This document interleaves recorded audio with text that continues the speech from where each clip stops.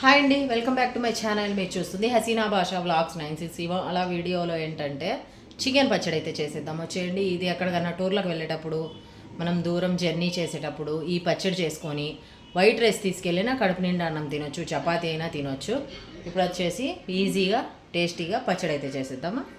వీడియోలోకి అయితే వెళ్ళి పచ్చడి అయితే స్టార్ట్ చేసేద్దాం. ఆయిల్ అయితే వేసి పెట్టేశాను. ఇక్కడ వచ్చేసి చికెన్ శుభ్రంగా కడుక్కొని ఉప్పు పసుపు వేసి కలిపి పెట్టేశాను ఒక 5 నిమిషాలు. ఇక్కడ వచ్చేసి ఇప్పుడు కేజీ చికెన్తో అయితే పచ్చడి చేసేస్తున్నా. కేజీ చికెన్కి ఒక 400 గ్రాములు ఆయిల్ అయితే పట్టింది. ఇప్పుడు వచ్చేసి ఇది ఫ్రై చేసేస్తున్నాం. చికెన్ 2 ఆయిల్ వేసి ఫ్రై చేసేద్దాం. అర కేజీ మైన చికెన్ ఫ్రై అయ్యేలోపు అల్లం వెల్లుల్లి పేస్ట్ అయితే చేసి పెట్టుకోవాలి. నేను ఆల్రెడీ చేసి పెట్టేశాను. ఇదిగోండి అల్లం వెల్లుల్లి పేస్ట్ చాలా ఎంత పట్టింది, ఒక 200 గ్రాములు అల్లం వెల్లుల్లి పేస్ట్.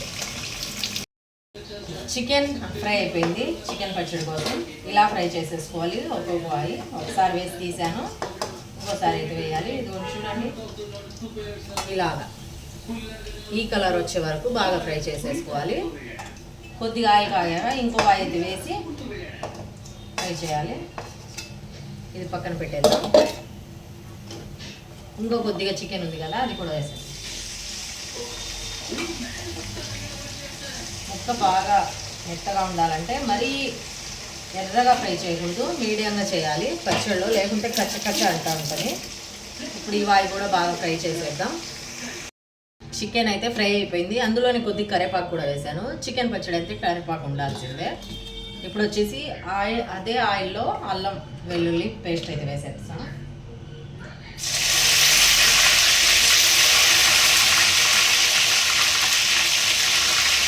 ఇది బాగా ఫ్రై చేసేసుకోవాలి. అల్లం వెల్లుల్లి పేస్ట్ పచ్చి వాసన పోయే వరకు బాగా ఫ్రై చేసేయాలి. అల్లం మసాలా బాగా ఫ్రై అయిపోయింది కదా. ఇప్పుడు ఫస్ట్గా ఫ్రై చేసుకున్న చికెన్ ముక్కలు వేసేద్దాం. వేసేసి బాగా కలుపుకోవాలి. ఇంకా మంట అయితే సిమ్లో పెట్టేశాను, ఫుల్ అవసరం లేదు, ఎక్కువ ఉంటే కాలిపోతుంది. వేసేసాం కదా. ఇప్పుడు వచ్చేసి దీంట్లో సరిపడా ఉప్పు ఆల్రెడీ వేసాను, మళ్ళీ చూసుకొని వేసుకోవాలి. కొద్దిగా ఉప్పు, సరిపడా కారం, చెంచాతో అర్థం కాదు అందుకే చేతితో వేసేస్తున్నా. ఇది మసాలా కారం కాబట్టి చాలా టేస్ట్ వస్తుంది పచ్చడికి. వేసేసాను. ఇప్పుడు వచ్చేసి ధనియాల పొడి, అప్పుడే పట్టిన ధనియాల పొడి వేసేద్దాం. స్మెల్ సూపర్గా వస్తుంది ధనియాల పొడి. చాలు. ఈ మొత్తం బాగా మంట సిమ్లో పెట్టేసి కలిపేసి లాస్ట్లో నిమ్మకాయ రసం వేయాలి. అది కూడా వేడి చల్లారాక, వేడిగా ఉన్నప్పుడు వేయకూడదు. ఓకేనా. మొత్తం కలిపేస్తున్నా. ఇప్పుడు ఇలా ఆయిల్ లేదు అనిపించింది కానీ కొద్దిసేపు ఆగాక ఆయిల్ మొత్తం బయటకు వచ్చేస్తుంది.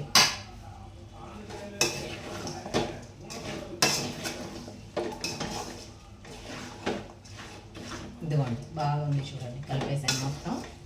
నిమ్మకాయలు చిన్న సైజు అయితే 2.5 వేసాను నేను. చిన్న సైజు నిమ్మకాయలు 2.5. ఇప్పుడైతే వేడి మీద వేయను, చల్లారాక వేసేస్తాను.